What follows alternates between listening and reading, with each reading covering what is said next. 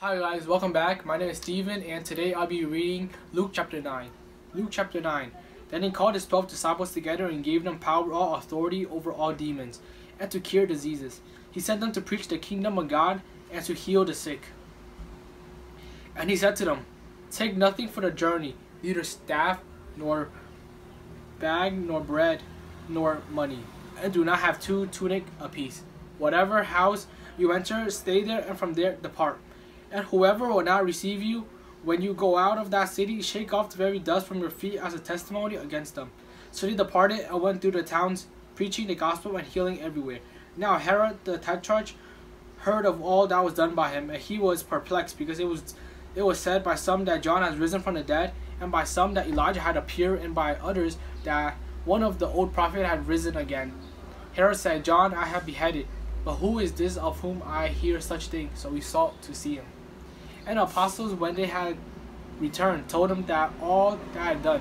Then he took them and went aside privately into a deserted place belonging to the city called Bethsaida. But when the multitudes knew it, they followed him. And he received them and spoke to them and about the kingdom of God, and healed those who had need of healing.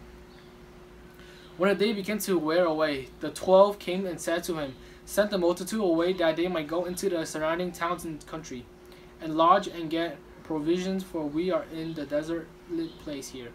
But he said to them, "You give them something to eat." And they said, "We have no more than 5 loaves and 2 fish, unless we go up and buy food for all these people." For there were about 5,000 men. And he said to his disciples, "Make them sit down in groups of 50. And they did so, and made them all sit down. Then he took the 5 loaves and 2 fish, and looked up in heaven. He blessed and broke them, and gave them to the disciples to set before the multitude. So they all ate and were filled, and 12 baskets of leftover fragments were taken upon by them. And it happened as he was alone praying, that his disciples joined him.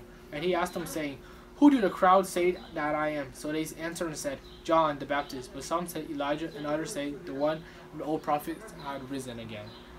He said to them, "But who do you say that I am?" Peter answered and said, "The Christ of God." And he strictly warned and commanded them to tell this to no one, saying, "The Son of Man must suffer many things, and be rejected by the elders and chief priests and scribes, and be killed, and be risen the 3rd day."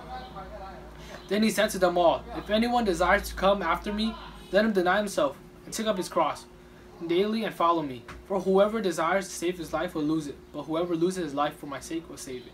For what profit it is to a man if he gains the whole world, and is himself destroyed or lost?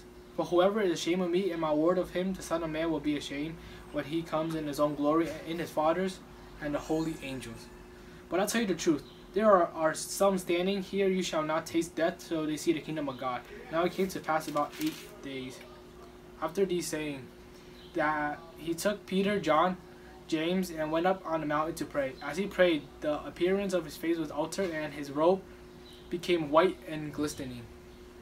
And behold, 2 men talked to him, who were Moses and Elijah, who appeared in glory and spoke of his decease, which he was about to accomplish at Jerusalem. But Peter and those with him were heavy with sleep. And when they were fully awake, they saw his glory and the 2 men who stood with him. Then it happened, as they were parting with him, that Peter said to Jesus, "Master, it is good for us to be here, and let us make 3 tabernacles, one for you, one for Moses, and one for Elijah," not knowing what he said. While he was saying this, a cloud came and overshadowed them, and they were fearful as they entered the cloud. And a voice came out of the cloud, saying, "This is my beloved Son, hear him."